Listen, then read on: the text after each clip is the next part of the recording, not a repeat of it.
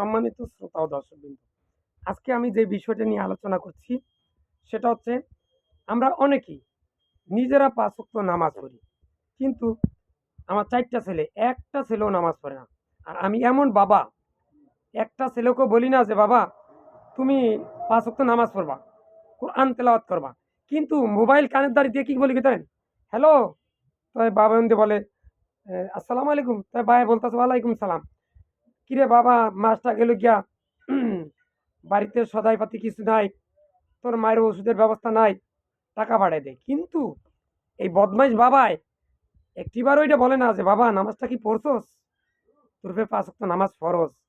আমি দেওস ৫ ওয়াক্ত নামাজ পড়ি ছোটকাল থিকা, তুইও বাবা ৫ ওয়াক্ত নামাজ পড়িস। কিন্তু এই বদমাইশ বাবায় শুধু টাকার পিছনে ধান্দা। পোলায় নিজে এমন তৈরি করছে সন্তান, কোরআন শিক্ষা দেয় নাই, এলেম শিক্ষা দেয় নাই, ইসলামিক জ্ঞান শিক্ষা দেয় নাই, ক্রিকেট খেলছে, লুডো খেলছে, ধান্দাবাজি করছে, মায়াগো পিছনে হাঁটছে, আর নিজে বয়ে বয়ে খালি টেয়া চাইছে।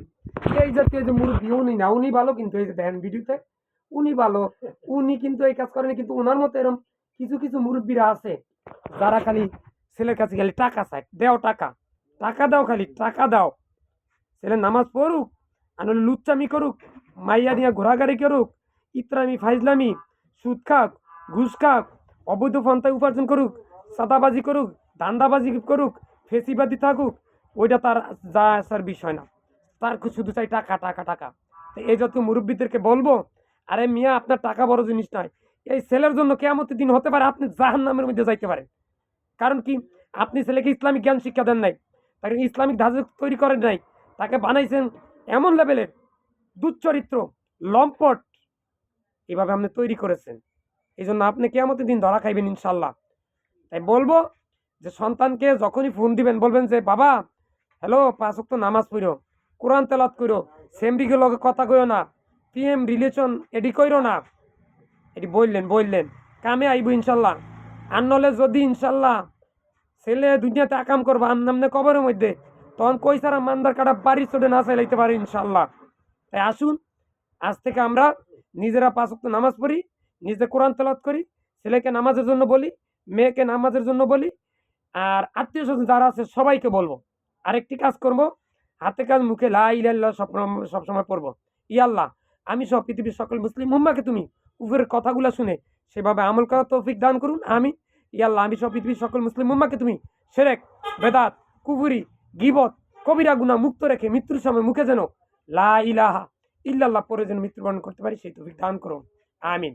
বর্তমানে আল্লাহ আফগানিস্তান এবং পাকিস্তান দুইটা রাষ্ট্রের মধ্যে যুদ্ধ চলতেছে। 2026 সাল, একটি জানোয়ার কান্ট্রি, দুই মুসলমান শক্তির ভিতরে দ্বন্দ্ব বাজিয়ে দিছে, যারা এই দুইটা দেশের মধ্যে দ্বন্দ্ব সৃষ্টি করছে এবং বিভিন্ন মুসলমানের মধ্যে বিভেদ সৃষ্টি করছে। যেই রাষ্ট্রগুলা, ওই সমস্ত রাষ্ট্রগুলার তুমি ধ্বংস করে দাও, মুছে ফেলে দাও তাদের মানচিত্র থেকে তাদের দেশ, আমিন। এটা আমাদের এই 2026 সালে এই 300 কোটি মুসলমানের ফরিয়াদ তোমার কাছে। আল্লাহ, আমাকে তুমি ইমানের হেফাজত করো, মৃত্যুর সময় যেন এই শয়তান, যেই আজরাইল, মালাকুল মাউত, যেন আমার রুহটা সুন্দরভাবে নিতে পারে সেই তৌফিক দান করুন। আজরাইল যে আছে তিনি যেন আমাকে নেক্সট শুরুতে আমার ইমানটা নিতে পারে, সে আমার রুহটা কবজ করে সেই তৌফিক দান করো। আর শয়তান ইবলিশ যে আছে সে যেন আমার ধারে কাছে আসতে না পারে মৃত্যুর সময়, তুমি আমার ইমানের হেফাজতটা করিও, আমিন। আসসালামু আলাইকুম।